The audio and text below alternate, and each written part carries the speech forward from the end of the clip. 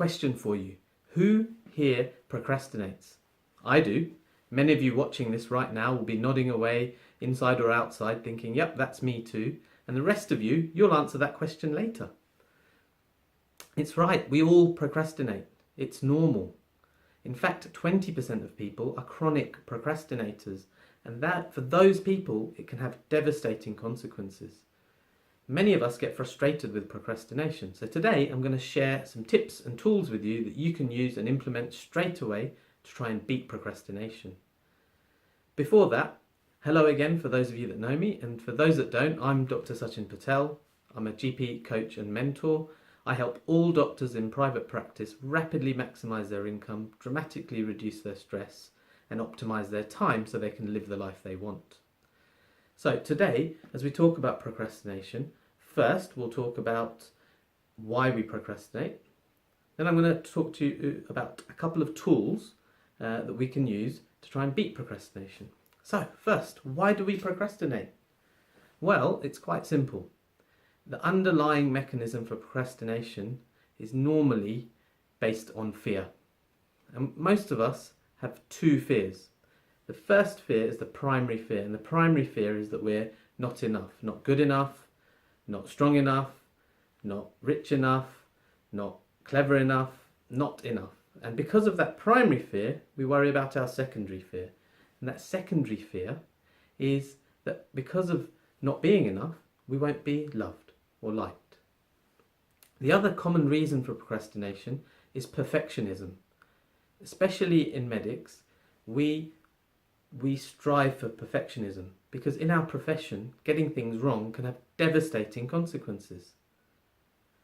But the fact is, outside of the normal medical sort of profession, the fact is that perfect inaction is way outweighed by imperfect action. Just taking a step forward, doing something, taking feedback, modifying your actions based on what comes back is much more useful than trying to get things perfect before you even take a step forward. So that's why we procrastinate. Now, how about some tools? Well, first of all, there's a decision that you need to make. And that is, when you're procrastinating, you need to just wake up and think about these 2 points. You've got a choice to make. And the choice is you can either accept the pain of change or the pain of disciplining yourself, or you can accept the pain of regret of not achieving what you wanted.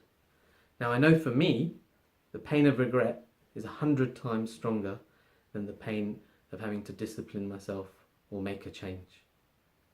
And finally, I want to leave a really great resource with you that I found very helpful and that I really think works well. It's devised by a lady called Mel Robbins. You can Google her and find her video on YouTube. It's one of the most watched TEDx talks. And she's developed something called the 5-second rule. Now, the 5-second rule is very simple. What she says is, when you make a decision that you want something, you have the impulse that you want something, then by the time it takes to count from 5, 4, 3, 2, 1, then you must do something physical to move yourself towards that action.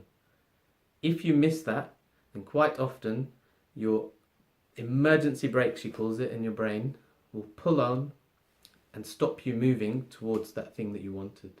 So that's the 5-second rule. Try it after this.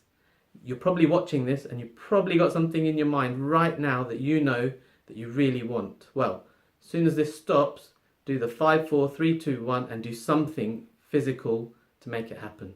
Whether it's booking an appointment with your personal trainer or going to see the doctor or whatever it is, you know what it is. Just do something right now when this finishes and start making it happen. Thank you for joining me today. Have a great day wherever you are in the world. Bye-bye.